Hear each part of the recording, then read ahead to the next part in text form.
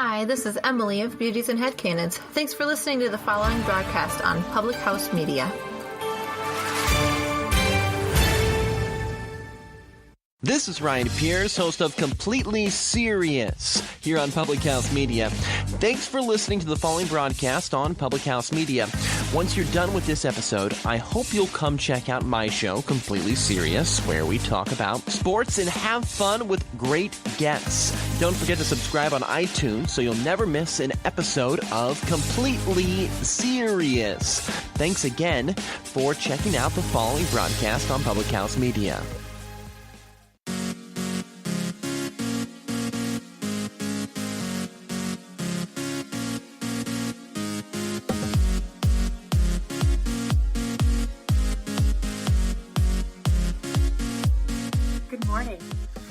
Hiding in your work?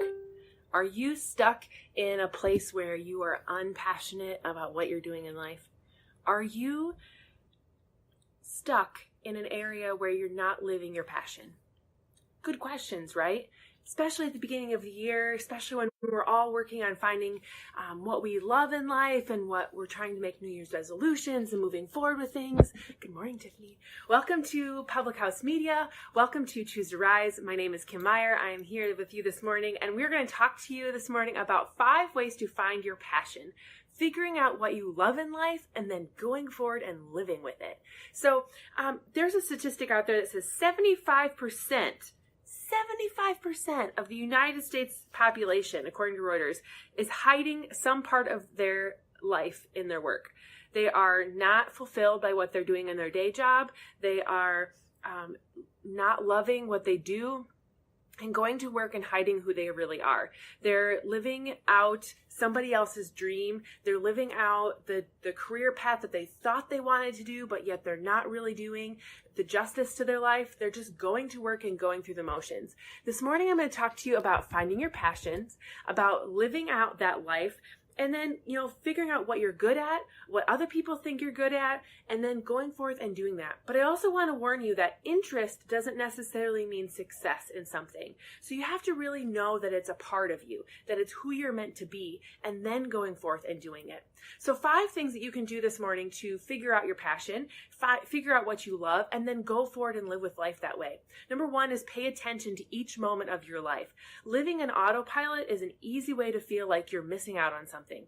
Like the last 10 years of your life may be lost or unfocused or not feeling like you've been someplace because you've just been going through the motions of life. You graduated from college in a major that you think you love, you started a job, and you just go and do it every single day.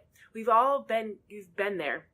We all begin paying the attention to what we really enjoy in life, what we really love, and then we take time. What we need to really do is then take time to really notice what those things are and then start practicing some of those things to be fully present in our life. So what is it that you love? What is it that you're good at? What is it that you enjoy doing? And then go forth and try to do more of those things. Get more joy in your life.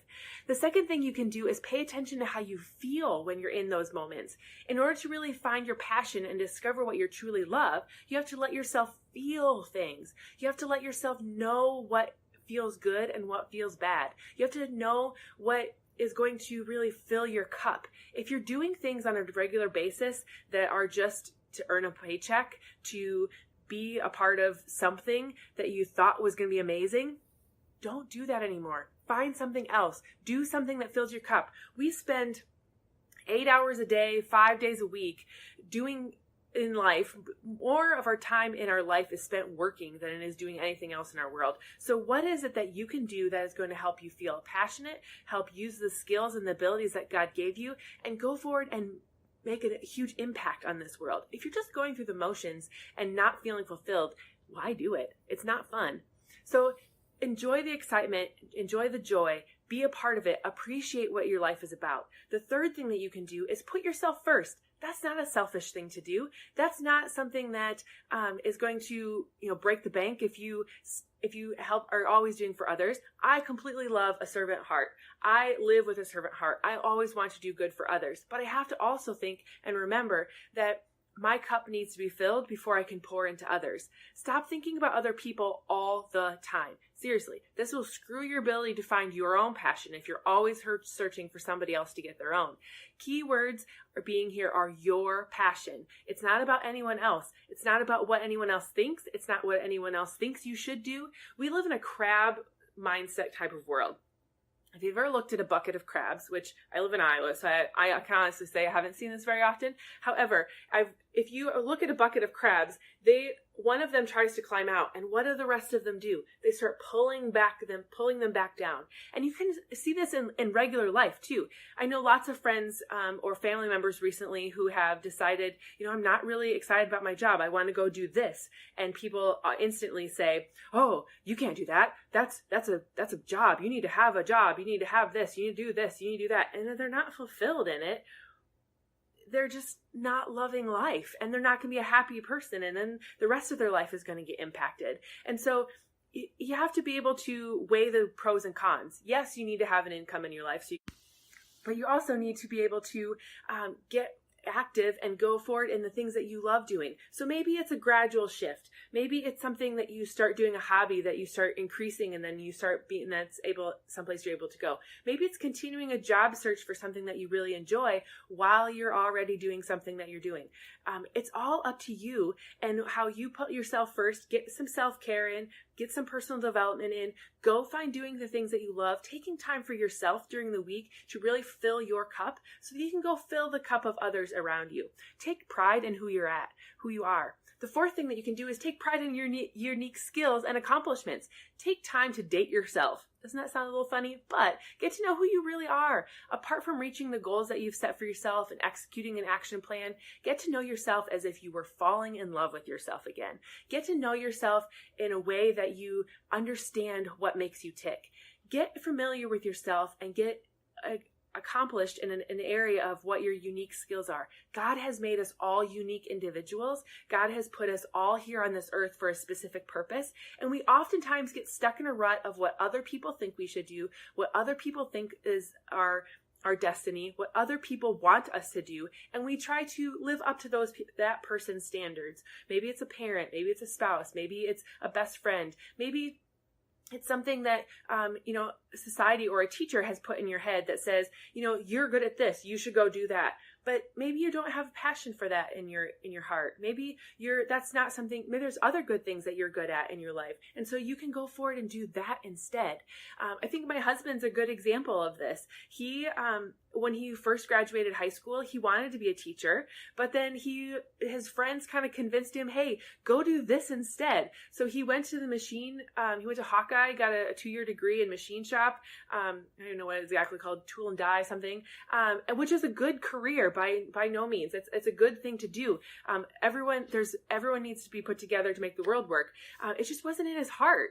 And so when he got done with it, he went to a factory and was working in a factory, and he just felt stuck. And he was like, this isn't what I want to do for the rest of my life. And he went back and he got his education, and he went back to be a teacher. And now he's doing what he loves. He loves working with kids. He loves teaching. He loves molding young minds. And that's where his passion lies. And I love that about him. He's living every day in his best life. He's living every day. He's taking pride in his unique skills to help and support kids. That's amazing. The fifth thing you can do is write it all down and reflect on it. Reflection is the number one thing that you can do in your life to make an impact on where you want to go. Looking back is the only time you should look back is to look at what has happened so you can make changes to make a better future. And so if you're staying stuck in the past, if you're staying stuck in when my life was good, then that's not necessarily a healthy thing. But if you're reflecting on it and saying, this is when my life was good and I want to do more of that in my future, that's a good thing. Reflection is one of the number one things that can help you be a better better teacher, a better mom, a better wife, a better whatever job that you have, a better coach like me. Reflection is a powerful thing. But keeping track of where we were at so you can move forward in the future is is one of the most powerful things you can do. I journal almost every single morning. I have my journal for 2018 is scripture at the top and then journaling at the bottom of my page. And if it's really something that I can really reflect on the verse that's there. I can reflect on what's going on in my life. I can pray about it. I can research. I can go back to God and say, this is where I'm thinking. Where are you taking me? Where do you want me to go? So writing it all down, reflecting on it is the tip number 5. If we're not writing things down or keeping track of our experiences in our life lessons, we're probably going to forget a lot of things that happen in our life. And even if we don't forget something completely, we might not remember it exactly as we should have had reflecting on it. So a journal, keeping track of the thoughts and actions, moving forward with, a lot of people put things on their social media. Some people write things in a book. Some people have a fancy journal. Some people type it out. Some people blog. Whatever it is that you do, write it down and reflect on it later. I love writing myself a letter at the end of the year or at the very beginning of the year of what I want to accomplish in life. And then it's really fun to go back and read that letter from the previous year and see what it is that you really accomplished. When you have a goal, writing it down and setting forward, putting those words down on paper, it just has a powerful impact on the universe about it. And when you put it down on paper and you put it out there or you share it with a friend, it's a great way to get your thoughts in your mind's eye focused on what it is that you really want to achieve. You've really put some thought into it. You've really put it down on paper and made it more of a reality when you do so. So I highly encourage you today to do something that you are and not just something that you love, but move forward in a passion area that is going to help you be and live your best life. So when you really want to figure out what you love in life, if you really want to do something that is going to really help you move forward in a positive way and live life to your absolute best, pay attention to each moment of your life and how you feel about it. Put yourself first out there. Give yourself a chance to be you and then share it with other people. And then the last couple things is take pride in who you are. Don't put a shadow on your life because someone else doesn't think that you're not worthy of it. You are the only one that matters in this situation. You and God. He created you to be a specific thing, and if somebody else doesn't like that, that's their own problem. You be you, and you go out and be the most amazing you that you can be. Write down, reflect what you want to be in your life, and don't be like the 3/4 of the rest of the population that is hiding some part of their identity in their work. Be a part of the 1/4, the 25% of people out there. Let's grow that percentage of people that are going out and living their best life because they're living the life that they want to live versus the life that somebody else thinks they should be living. All right, this is a Workout Wednesday. It is an amazing day. I hope you come back to Public House Media tomorrow, today, the rest of the day tomorrow, to check out all the other amazing shows that are here.